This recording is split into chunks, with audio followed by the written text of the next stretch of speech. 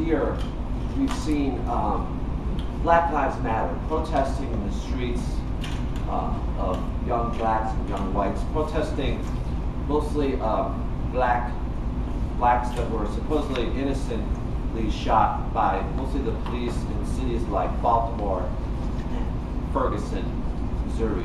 We've seen rioting, cars setting on fire, just general destruction. And a lot of people were wondering what Black Lives mean, aside from the obvious police brutality. Was there other reasons why all this was going on? So tonight I'm going to give you my perspective of what I think is happening, and I'm going to start with a little bit of the history of how we came to where we are today. So if we just go back to the late 80s and the 90s, in this country what we see are the beginnings of globalization, with a lot of outsourcing of manufacturing jobs, which affected mostly the middle class, and a lot of blacks had factory jobs, manufacturing jobs, so it affected them as well. At the same time with Reagan, we had a lot of cutback in social services, so homelessness was on the increase and things such as this. Then we moved to the 90s and the introduction of crack cocaine, or maybe in the 80s, the late mid-80s, crack cocaine. And I remember when the crack cocaine epidemic first started, I remember hearing from someone, I don't remember who it was, but they said the crack cocaine epidemic is going to destroy inner city. And sure enough, when we got to the late 90s and the 2000s, that definitely had come true with a lot of crack addicts, drug dealing, and generally most experts think it was a big part in the destruction of the black community and other communities as well. And then in the late 90s, we also had in the drug sentencing laws, they had raised the amount of times they were giving to drug offenders, which were mostly considered non-violent crimes. So by the 2000s, we end up with tens of thousands or hundred thousands of a lot of blacks, and non-blacks too, but mostly blacks, drug offenders, locked up in federal prisons for sentences of decades upon decades of sentences. So when we get to the 2000s, we see that a lot of these different things have affected the Black Lives Matter.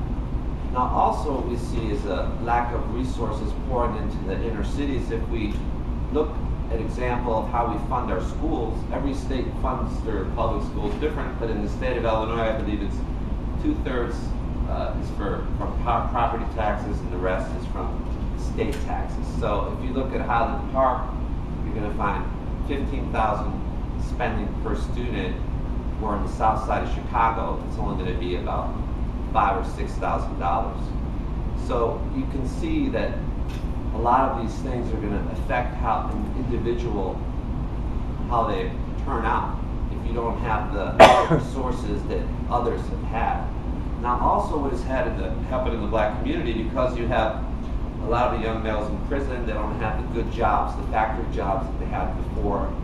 They've had to depend on a lot of service sector jobs. You find that, and among other reasons, but what you find is in the black community, only 20% of the families are headed by both a mother and a father.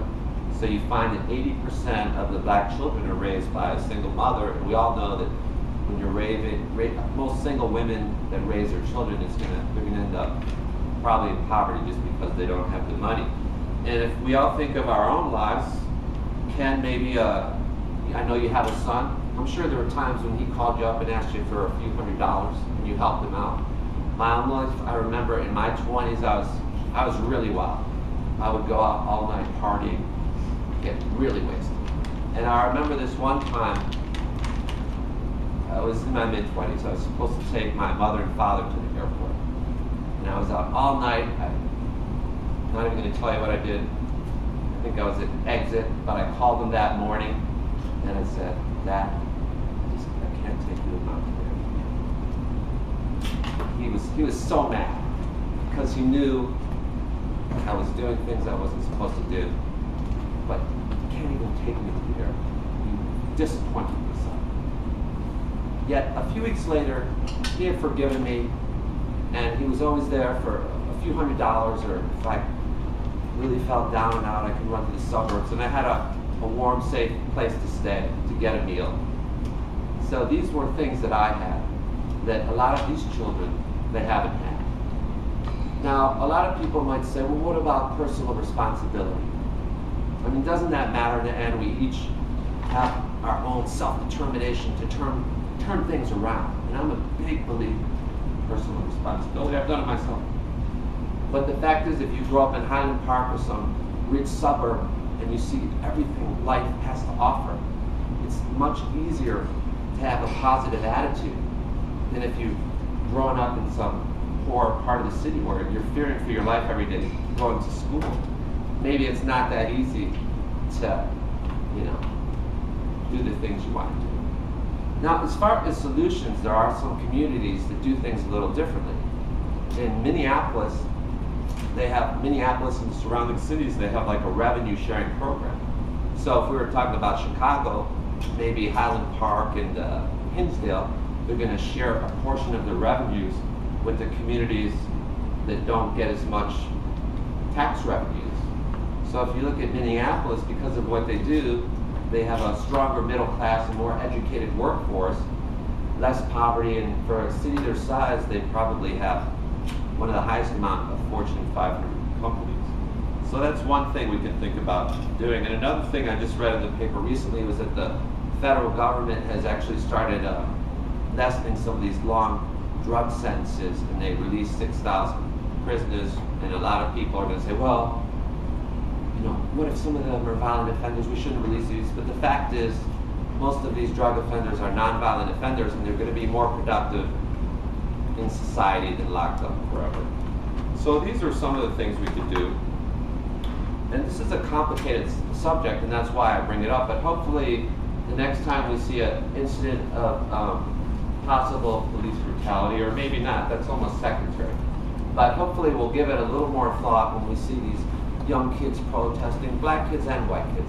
And we'll think about what's gone on over the last 20 or 30 years that has affected their lives. And we'll think and say to ourselves, yes, Black Lives Matter.